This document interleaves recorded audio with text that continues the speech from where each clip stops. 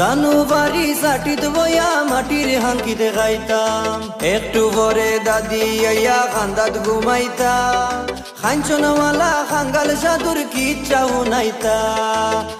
ইদিন আর আইবনি বয়া বয়া দিন গুনি, গাজি কালুর পুঁতি পরা দাদার মুখ হুনমুনি। হর মুদ্রা বাতা দিয়া কত বাঁশি বাজাইতাম, টালি গোটা দিয়া কত খেড়ি খেলাইতাম।